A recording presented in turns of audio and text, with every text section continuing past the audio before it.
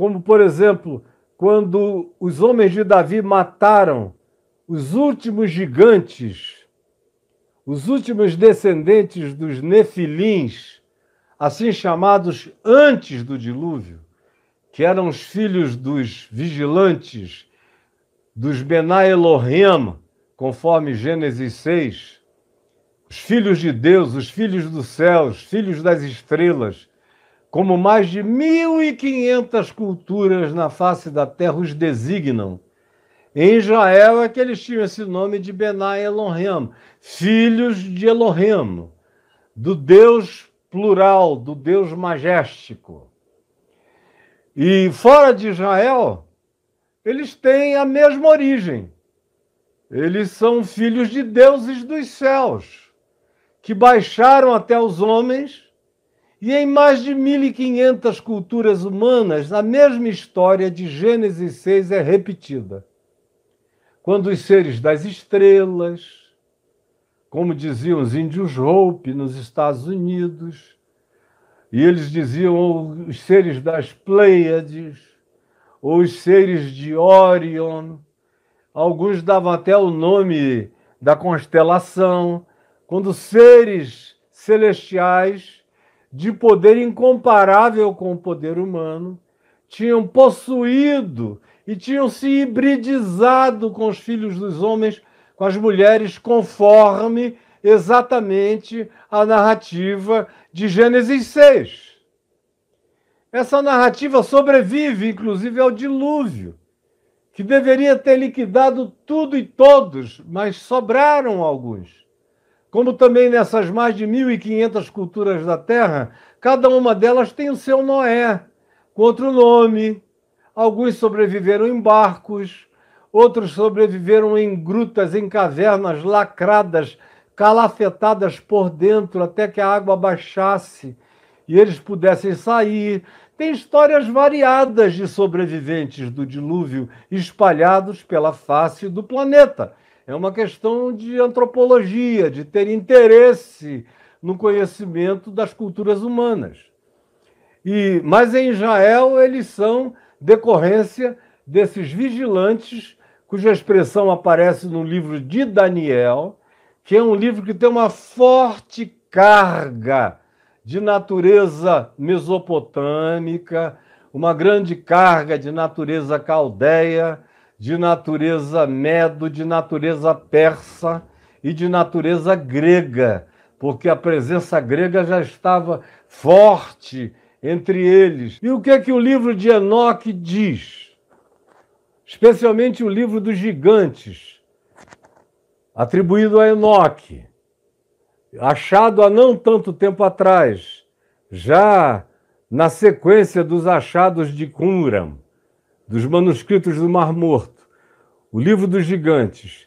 Lá está dita a mesma coisa, que como os nefilins, que não eram anjos e nem eram humanos, eram um híbrido anômalo, que nasceram gigantes e não foram os primeiros, eles foram os primeiros gigantes dessa cruza entre Benai Elohim, filhos das estrelas, ou como diria o Erich von Däniken, os astronautas celestiais, que hoje em dia ele já nem usa mais essa expressão, ele adotou a expressão dos povos do mundo, que são os filhos dos céus, os filhos das estrelas.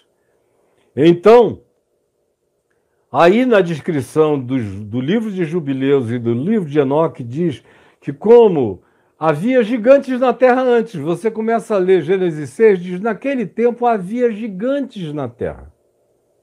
Como você vê na mitologia grega, como você vê nas mitologias celtas, como você vê nas mitologias das primeiras dinastias dos egípcios, como você vê nas dinastias dos povos da América do Norte, aqui na América do Sul, Viracochas era um gigante, e gigantes variados no mundo. Mas há uma diferença entre esses gigantes.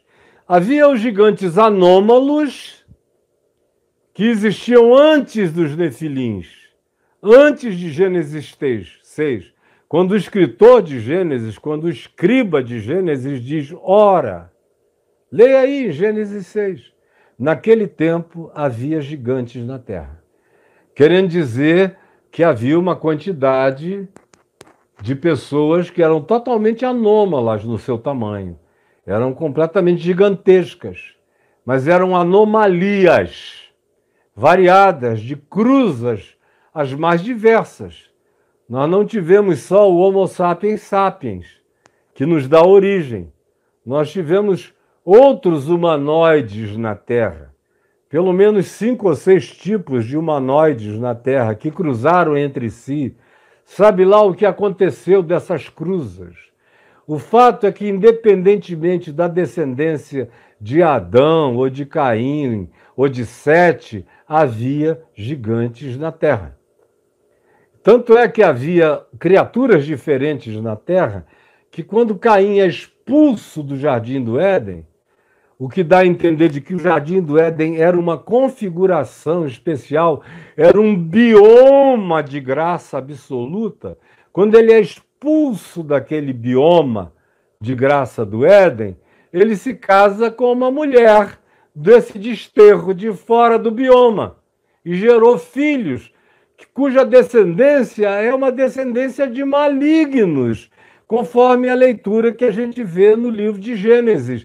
E a gente encontra também genealogias idênticas. Por exemplo, na epopeia de Gilgamesh, você vê a mesma coisa sendo falada sobre os deuses da Mesopotâmia, os deuses alados da Mesopotâmia, que produziram filhos com as filhas dos homens.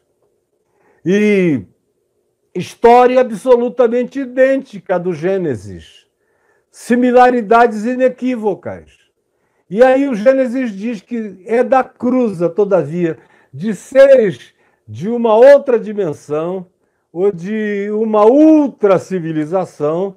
Não é o caso agora aqui, quando eu for falar no meu curso Área 51 do Evangelho, eu vou entrar nas minúcias, o que eu não quero falar agora, mas tem minúcias e minúcias e minúcias para serem tratadas. Num resumo tosco, o que o livro de Enoque diz e o que o livro dos Jubileus diz é que, como os Nefilins não eram nem anjos nem humanos, quando eles morreram, eles ficaram sem designação escatológica.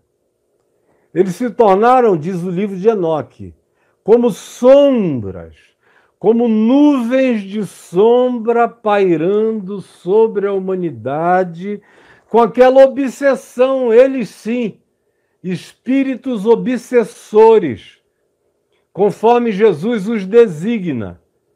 O espírito imundo, quando é expulso, Jesus disse, ele anda procurando morada, como era a obsessão dos Benai Elohim, que quiseram cruzar com as mulheres humanas, e como se tornou a obsessão, a patologia gigantesca dos Nefilins, cruzando com mulheres humanas e gerando anomalias, perverteram não só os humanos, mas o texto de Gênesis diz que eles hibridizaram, criaram uma espécie de ilha do Dr. Monroe na Terra, com seres que foram alterados, fizeram experimentos genéticos horrorosos,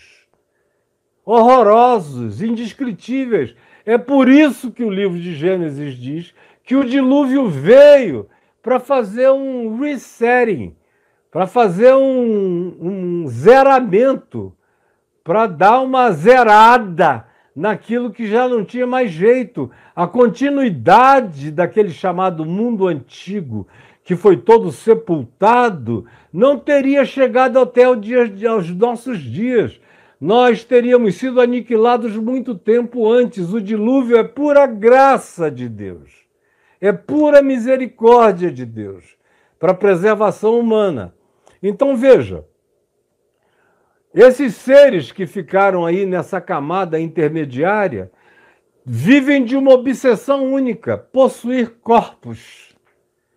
A obsessão por posse de corpos é tão grande que Jesus disse que eles andam por aí, procurando algum corpo vulnerável, disponível, frágil, debilitado, adoecido, para ver se encontra uma brecha de entrada. E quando eles não encontram, eles voltam, procurando o seu corpo original, onde eles fizeram desgraças e misérias na vida daquela pessoa por tantos anos. E chegando ali, encontrando um corpo que foi expulso de demônios, mas não foi cheio de Deus, não foi ocupado, como Jesus disse, pelo mais valente